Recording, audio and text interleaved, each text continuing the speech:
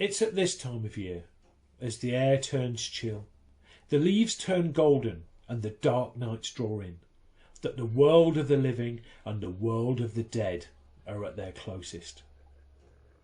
Telling ghost stories around a warm campfire is something that has happened through countless generations and harkens back to the very earliest times of mankind.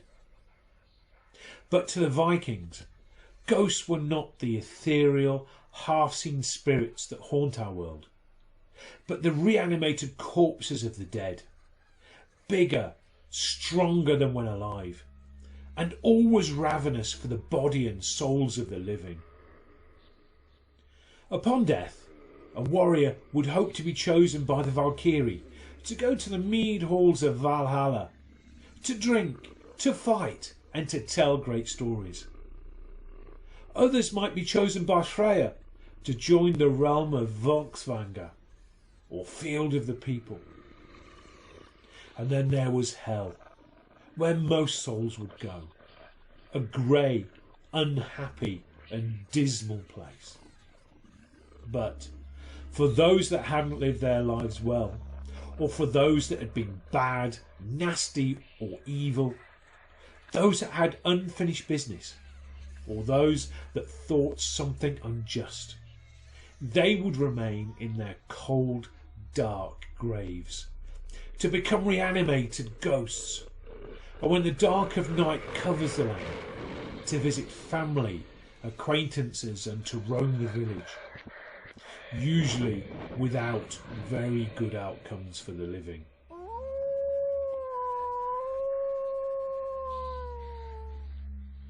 There are two kinds of Norse ghost.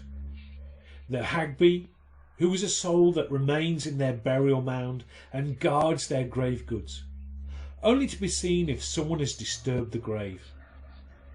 A Hagby would rise from the dead and would eat the person who, without just cause, had entered their burial mound.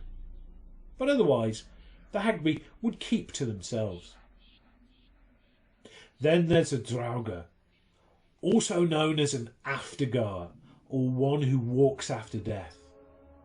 A Draugr will emerge from the grave at night to trouble the living, for any reason, from simply being bad-tempered, to envy of the living, or to improper observations of funeral rites, or for unfinished business. In order to protect themselves, though, and their families from a haunting by an upset or envious spirit, Vikings would take precautions. These would include wrapping the head of the dead and carrying the corpse out of the door feet first, turning the coffin 3 times. This would help confuse the spirit, and hopefully it wouldn't be able to find its way back home. Since the dead could reanimate and walk, tying or sewing the feet or toes together, or breaking the legs, or even sticking pins into the cold, dead feet, would make it difficult for the body to walk, even if the corpse did remember the way home.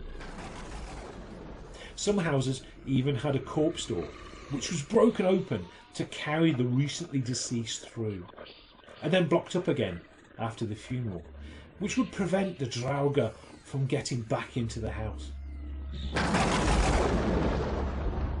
When darkness falls, especially in the autumn and winter, ghosts become more active. So it's important that you protect yourself by wearing your Thor's hammer.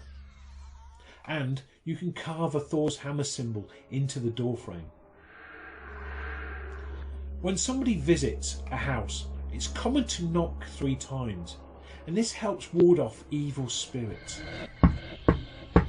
A single knock, though, could indicate the presence of a Draugr, and if the door was opened, one could go insane or never be seen again.